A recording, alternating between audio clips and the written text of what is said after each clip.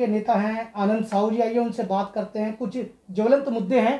आनंद साहू जी, क्या कहना है? आज जो प्रदर्शन किया है कांग्रेस युवा ने, वो यूपी सरकार को हथकड़ी भेज रही है। उनका ये कहना है कि जो दुबे था, जो गैंगस्टर था, उसके हाथों में हथकड़ी नहीं थी, इसलिए वो भागने में सफल हुआ। देखिए, सबसे पहले तो जो गैंगस्टर था, जिसने पुलिस जब गई उनको पकड़ने के लिए, तो उन पुलिस कर्मियों को अंधाधुंध गोलियां चला करके 8 लोगों को मौके पर ही ढेर कर दिया। अगर इतना ही वो सही आदमी था तो पुलिस को कोऑपरेट क्यों नहीं किया, पहला सवाल। क्योंकि अगर सचमुच सरेंडर करना चाहता था तो जब पुलिस गई थी उस समय ऊपर से गोलियां क्यों बरसाई और लोगों को जान क्यों गंवाना पड़ा, ये बड़ा सवाल है। आज विकास दुबे मर गया, वो जो है इनकाउंटर हो गया, तब पुलिस जो है जो कार्रवाई की है उस पर कांग्रेस को लोग सवाल खड़ा कर रहे हैं। मैं यहाँ कांग्रेस के लोगों से पूछना चाहता हूँ, जो हथकड़ियाँ लेके जा रहे हैं, जो कांग्रेस के नेता बेल पे चल रहे हैं, इनके ऊपर हथकड़ियाँ डालना चाहिए। देश की जनता जो है, इन कांग्रेसी नेता जो बेल में हैं, इनके ऊपर हथकड़ी डालना चाहिए और जेल में डालना चाहिए। जिनके रहते ही नक्सलवाद, आतंकवाद, अलगाववाद, गुंडा राज सब डेवलप किया है, आज गुंडाओं का अंत हो रहा है, तब भी सवाल खड़ा कर रहे हैं। इसलिए मैं कहता हूं कि ये योगी सरकार जो भी कर रही है और वहाँ के जो पुलिस महकमा, मुझे लगता है अच्छी कर रही है। बाकी जो भी निर्णय लेना है कोर्ट को लेना है, न्यायपालिका पे भरोसा रखना चाहिए। तो दिल्ली के अंदर डीजल सबसे ज्यादा महंगा है, तो इसमें क्या कहेंगे? जनता त्राही त्राही कर रही है, महंगाई से जूझ रही है। देखिए, अरविंद केजरीवाल सरकार जो है डीजल में 30% बैट कर दिया।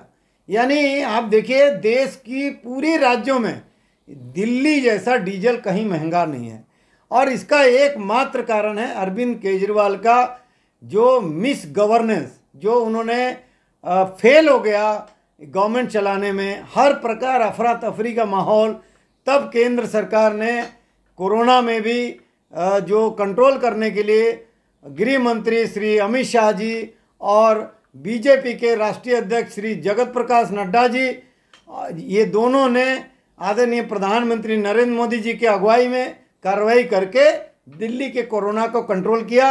उसी प्रकार अब लगता है कि दिल्ली की जनता को राहत देने के लिए ये डीजल से भी केंद्र सरकार को हस्तक्षेप करना पड़ेगा, क्योंकि इससे महंगाई भी बढ़ रहा है। जनता जो है, छोटे छोटे जो लोग हैं, उनको रोजी रोटी का संकट आ गया है। सर, सीपीएम की बात करें चाहे कांग्रेस की बात करें, वो सीधा सीधा आरोप केंद्र सरकार पर ही मढ़ रही है कि केंद्र सरकार की नीतियों के कारण ही महंगाई बढ़ रही है।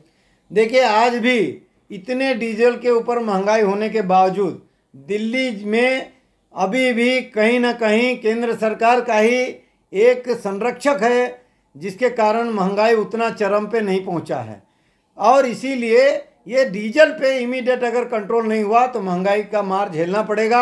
और ये जितने कम्युनिस्ट हैं, कांग्रेस हैं और ये आम आदमी पार्टी है, इनका काम है प्रधानमंत्री नरेंद्र मोदी जी और बीजेपी को अभद्रता करना, उनको आरोपित करना। ये करेंगे जिन लोगों ने सबसे ज़्यादा गरीबी बढ़ाई, सबसे ज़्यादा महंगाई बढ़ाई, सबसे ज़्यादा आतंकवादी बढ़ाया, सबसे ज़्यादा नक्सलवादी बढ़ाया, सबसे ज़्यादा भ्रष्टाचार लाया, उन लोगों ने आज इस प्रकार का सवाल करने का उनको कोई अधिकार नहीं है।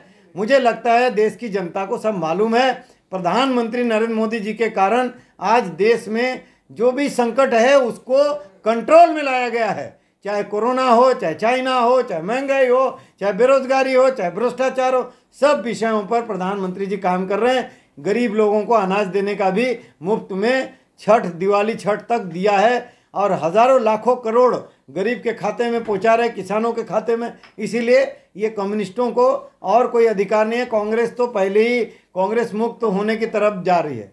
आनंद जी, यही एक सवाल निकल के आता है, देखा गया लॉकडाउन के दौरान में कोरोना महामारी से 5 योद्धा मर गए हैं एमसीडी के।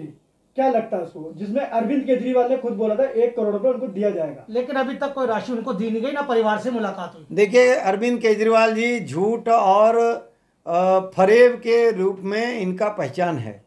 और जिस तरह से सफाई कर्मचारी जो हमारे के कई तो वाल्मीकि समाज के हैं, ऐसे लोग जिनको धोखा से उनसे वोट भी लिया और उनका सपोर्ट भी लिया।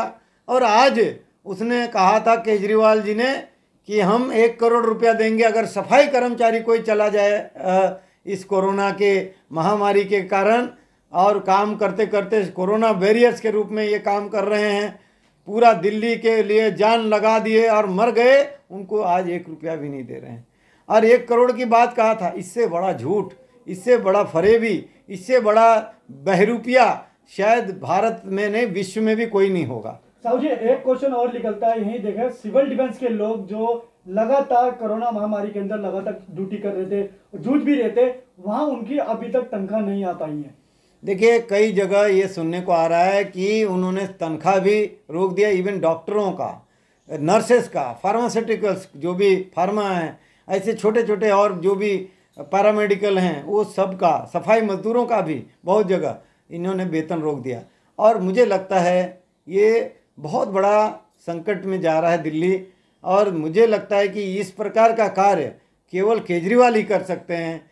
एक तरफ लोगों को कहते हैं हम फ्री में ये दे रहे हैं, ये कर रहे हैं, और केवल वोट के टाइम में इस प्रकार का ड्रामा करते हैं, और आज जब असली में काम करना है तो लोगों को धोखा दे रहे हैं और उनका वेतन भी नहीं दे रहे हैं। बहुत ही संकट है। इससे निश्चित रूप से मुझे लगता है देश की जनता जो दिल्ली में रहती है वो बहुत ही दुखी है, और जल्दी ही अगर ये रवैया रहा तो निश्चित रूप से केंद्र सरकार कुछ ना कुछ एक इमरजेंसी के तौर पे कुछ रास्ता निकालेगी, ऐसा मैं मानता हूँ। आनंद जी, यहाँ एक क्वेश्चन और निकल के आ रहा है। देखा गया जब चुनाव हुए थे, चुनाव में इन्होंने वादे किए थे बिजली फ्री रहेगा, पानी फ्री रहेगा, और देखा गया लॉकडाउन के अंदर ही उनको बिजली का बिल थमा दिया दिल्ली की जनता को। देखिए, ये मैंने कहा कि ये वहाँ झूठा है, और ये मुख्यमंत्री का नाम, मुख्यमंत्री की जगह झूठा अरविंद केजरीवाल अगर डाल दें तो कोई अतिशयोक्ति नहीं होगा। तो इस प्रकार का व्यक्ति के ऊपर भरोसा करने वाले दिल्ली वालों को भी मैं तो शर्म आना चाहिए, उन लोगों को जिन्होंने बार बार इनको धोखा दिया, फिर भी उन्हीं को विश्वास करके वोट भी दे देते हैं और इनके झूठ और मक्कारी में फंस भी जाते हैं।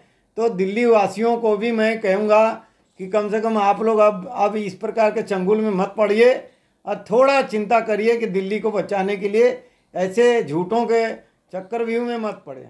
मैं यही कहूँगा।